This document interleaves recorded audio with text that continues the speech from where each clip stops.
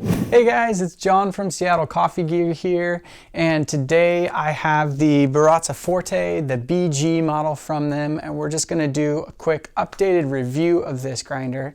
Let's jump into some of the stats. The BG model of this grinder, not to be confused with the AP model, the BG has flat steel burrs. Those are 54 millimeter flat steel burrs. The AP model has ceramic burrs. That one's more designed for espresso and those finer grind settings. This is going to be your dedicated brew grinder. It is a more commercially focused grinder. You can tell just because of all this metal casing. Anything that could be metal on this grinder is pretty much made out of metal. Even the little adjustment knob here on the back of the hopper, and then also inside the hopper, that's made out of metal. This adjustment tool here, this is made out of metal. It's actually a lot heavier than I thought it was going to be. Pretty much everything on this grinder is heavy duty, designed to last. This would be the last grinder you would ever need if you have it at home. If you're in a commercial environment, it's definitely going to be able to do all of your slow bar needs or anything like that. Like I said, it has 54 millimeter flat burrs. It has a great motor in it. I believe it's about 260 watts. It has your two different adjustments on each side. It has your macro adjustments. You have 1 through 10 on this side, and then you have A through Z on this side here. So multiply those out, and you have a ton of different grind settings. Near stepless, you might say, which is awesome. It also has a touch screen here.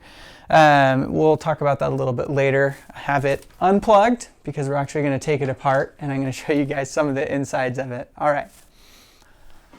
So on the back of this grinder, you have your little gate here. That's to shut off the hopper inside. The hopper twists and comes straight up. And then they also include this tool here. This is for removing the burrs. This is made out of cast zinc, I want to say. But let's go ahead and take these out. It is the opposite of what you'd think. It's not lefty-loosey, it's righty-loosey. I made that mistake a couple times the first time I was taking it apart. So you just spin that top burr off. And that top burr comes out. Now you guys can get kind of a look at this top burr here. See what it looks like. Flat steel burrs, 54 millimeters, if I haven't said enough already. You can get a look down into the grinder as well. In some of our testing, we realized it's not best to turn this one upside down if you're cleaning it. It's okay if you're holding it like this, just do it very gently because you don't want to misalign those burrs. All right, so I'm going to put this top burr back in. Make sure if you're doing this at home or in your cafe, you are not cross-threading that top burr because that would wreck your grinder and you'd be out a very nice grinder. And then just take your tool to tighten those back down again. You don't want to get it too tight, otherwise you can lock those burrs because this grinder is going to heat up when you're grinding. Metal expands and you could end up with some stuck burrs. So you don't need to ratchet it down too much, but definitely you want to make sure it's tight. Knew I'd get it back on eventually. All right, I'm going to plug this in and then we're going to do some different grind settings just so you guys can see the consistency at different levels. So as you can see, the touchscreen did just come on, and that leads us to point out another awesome feature that this grinder has. You have the ability to do timed dosing. You also have weight-based dosing, and then you have a manual mode here for time or weight, and then you can program and save 3 different settings in there for both the time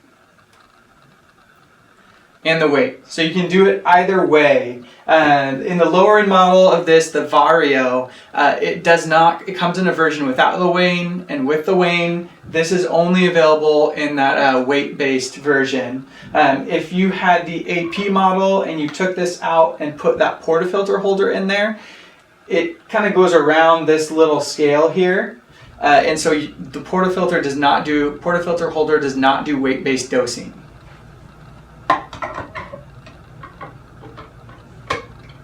Let's just go ahead. Let's go ahead and tell it to do 15 grams.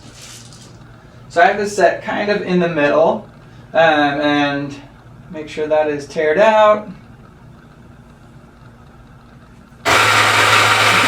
we're just going to start. It's not a super quiet grinder, but if you're using this in a commercial environment, that doesn't really matter. And it looks like we got 15.4 grams. That's pretty accurate. And it looks like it just jumped right back down to 15 grams dead on. Yeah, that's awesome.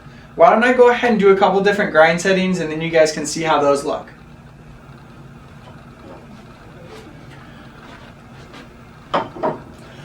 Alright, so I went ahead and ground out 3 different settings just so you guys can get a look at what that seems like. And here those are. So here you have your coarsest setting. This would be like a French press, something like that. You do have some small or some larger chunks in there. This is really designed more for your medium settings like a drip or a pour over or a Chemex, something like that. And then right here we have a medium setting. That would be really your drip, or that would be a little bit too fine for a Chemex. And then here we have, that is about the finest this grinder will go. So it's definitely not quite fine enough for espresso, but that would probably make a really tasty Chemex. One other thing I did want to mention, this tool that I showed you earlier is a calibration tool, and that goes up into here. It locks in and then you just spin it, and they have included handy directions on which way you spin it to calibrate it. Basically, this is going to help you set a range for your grinder from fine to coarse. One other note, as I was using this grinder, you just want to make sure that this little basket here is set all the way in there and is fully resting on the scale, because if it starts to rattle out in the middle of your grind, that weight setting is pretty much useless. Because if it can't weigh that bin, obviously it's not going to be able to grind by weight. And I think that's probably the only thing that's a little bit clumsy about this grinder, is you just want to make sure that this is set in there nice and securely. Otherwise, you're going to be weighing your coffee anyways. So, well, that is all I have to say about this grinder. I hope you guys enjoyed this video. Don't forget to comment on the video, like the video, subscribe to the video by clicking this right here. And I hope you guys have a great rest of your day. Thanks for watching.